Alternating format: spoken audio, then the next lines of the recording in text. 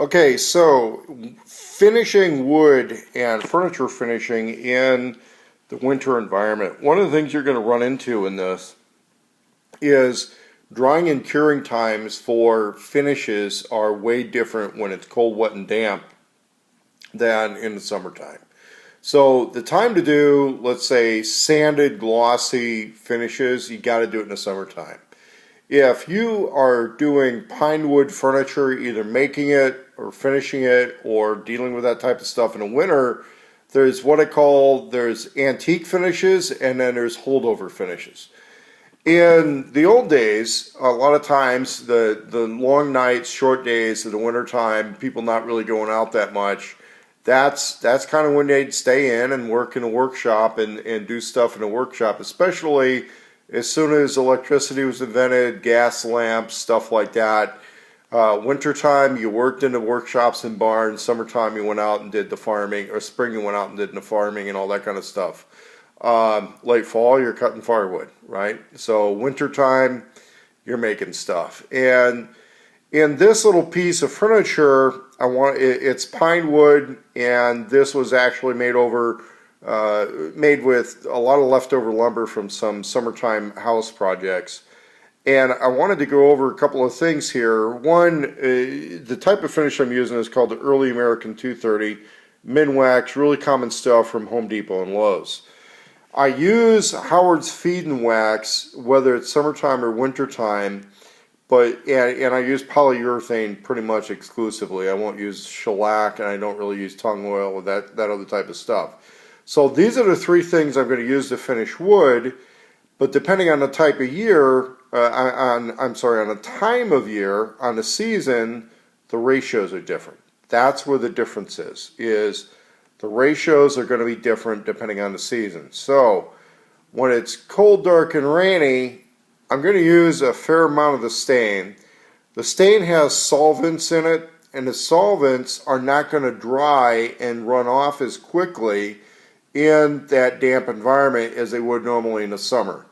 One of the problems you have in the summer, especially finishing something like this, is you're going to get a lot of uneven staining, uneven coloring, because as soon as you put that stuff on, it transfers the inks, it transfers the stains, and then the solvent evaporates right away. And you may want to add solvent, add layers, you got to darken that stuff up, it's really tricky. In the damper environment, that's less of an issue. You have more time to blend that and push that into the wood and even out your finish without that stuff just the solvent drying away on you, depositing the stains into that stuff in an uneven manner or a blotchy manner or something like that. The other thing is I don't brush this stuff on. I rub it in with a rag. That's pretty much the way I'm going to do it. When you rub it in with a rag, you don't want the solvents to evaporate quite as quickly.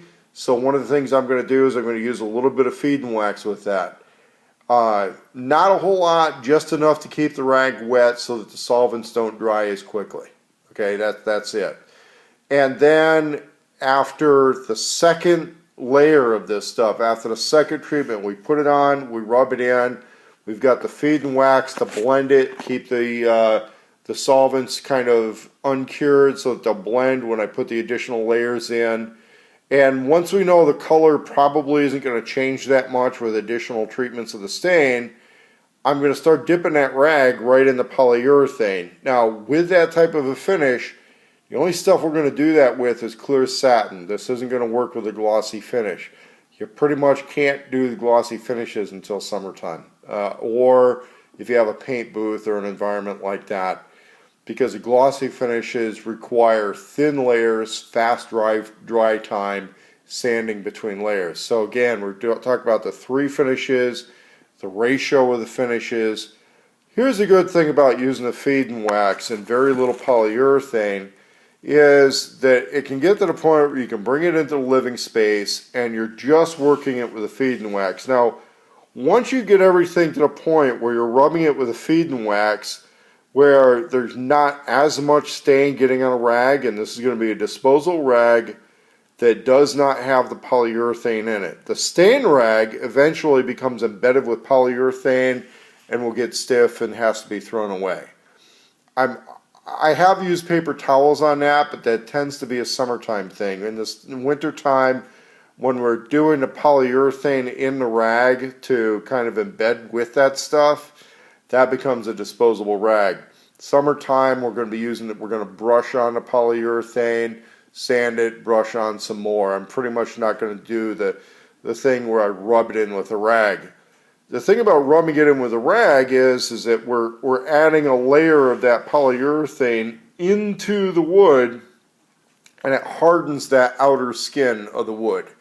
And that's really important when you're dealing with the IKEA Tarva and some of the unfinished pine furniture, because it's not that hard. You will end up with dents, dings, imperfections in a wood. That's all part of the character of the piece, especially if you're going for a early American or Old West type of finish on that type of stuff. And basically, you work it with a Howard's Feed and Wax until your rag is pretty much just showing a residue that's about the same color as a Howard's Feed and Wax. So you can see that stuff. The cool thing about this is you can work with it in the living space. It's practically food safe. It's a mix of orange oil and beeswax, basically. In fact, they have another version of it that's food safe. They call butcher block oil. But this version here, non-toxic, food safe.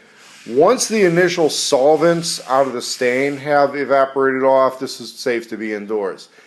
If the solvents haven't evaporated off and the polyurethane has not evaporated off, it's going to be a little nasty for a little bit. You want a lot of air circulation, but as soon as that stuff evaporates off, you don't have that strong smell. You can work it with a Howard's Feed and Wax, rub it in really hard.